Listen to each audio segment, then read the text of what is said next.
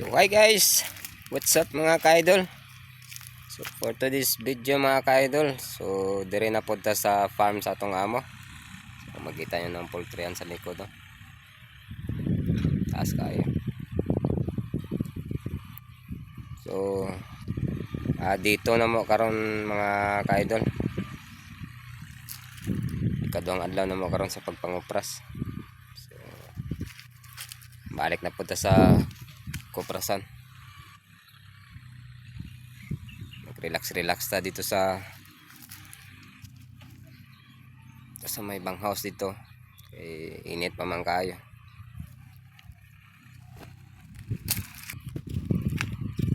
So di off manguna ko gahapon mga ka-idol, ug karon di off na ko sa resort.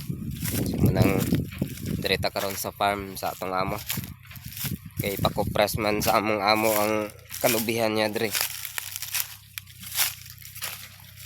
So kutob sa kauban ako nga di off sa resort, dire mi sa farm ni ma'am karon.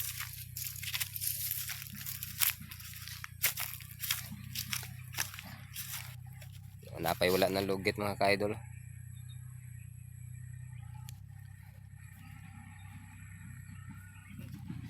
So maapas dito sa partner na to sa ubos. So lapad ni nga kalubihan rin mga ka-idol. So anis partner na to. Ang duha na to kauban papasay babaw. Lapad ni rin mga ka-idol. Kalubihan. So standby na punta ni ugma. Ang di-off lang makabalik diri ugma mga ka-idol. Kay duty na pod mi ugma. Duha mi ugma ang makabalik duty sa resort. Nga ginatrabahoan na mo. So ang uban naman ni idol gipang bulad-bulad na mo kutob sa nangalugit. So ang uban dito sa dapit sa poultry na mo gibulad. So daghan pad big lugitonon diri mga ka-idol. Tapos sa ubos.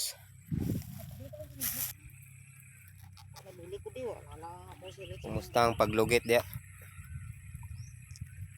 Ilang. So kuyog din nato sa commander na to mga ka-idol kay parehas maming ulay duty. So drita. So ugma siguro sila makabalik dire. Kaya ako ugma may duty na ako sa resort.